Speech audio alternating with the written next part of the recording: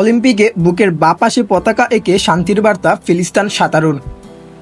পুলে ঝাঁপ দেওয়ার আগেই ডান হাতের 2 আঙ্গুল উঁচিয়ে ধরেন ইয়াজান আল বাওয়াব। দেখলে মনে হবে বিজয়ী চিহ্ন, কিন্তু রেস তখনও শুরু হয়নি।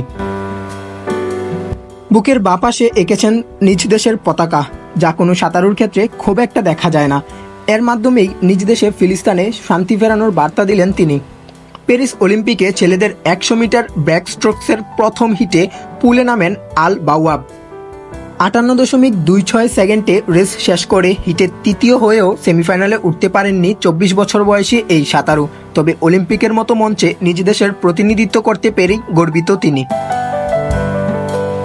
আল বাওয়াব বলেন, ফ্রান্স ফিলিস্তিনকে স্বীকৃতি দেয়নি, তবুও বুকে পতাকা নিয়ে এখানে এসেছি। কেবল ফিলিস্তিনের জন্য সময় ও একটি ল্যান্ড পেয়ে নিজের পতাকা উড়াতে পেরে আমি খুবই খুশি। আমি মনে করি এটাই আমার দেওয়া শান্তির বার্তা। অলিম্পিক খেলাধুলার সবচেয়ে বড় আসর। এখানে অংশ নিতে পারা যে কোনো অ্যাথলেটের জন্য অসাধারণ অনুভূতি।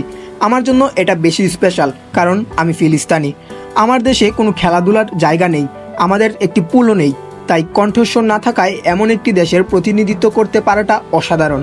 আমরা আশা করি আমাদের যেন বাকিদের মতো সমানভাবে সুযোগ দেওয়া হয় এবং সংঘর্ষ নিয়ে যাতে চিন্তা করতে না হয়। গত অক্টোবরের পর থেকে ইসরায়েলি হামলায় গাজায় 39,000-এর বেশি মানুষ মারা গেছেন। আল বাওয়াব অবশ্য ফিলিস্তিনে বাস করেন না, তবে নিজ দেশে সম্পর্কে খোঁজ রাখেন নিয়মিতই। সৌদি আরবে জন্ম নেওয়ার পর কানাডা ও ব্রিটেনে পড়াশোনা করেন।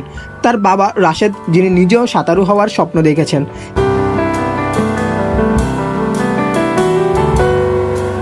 খেলাধুলার সকল আপডেট পেতে সাবস্ক্রাইব করুন জে স্পোর্টস বাংলা। ধন্যবাদ।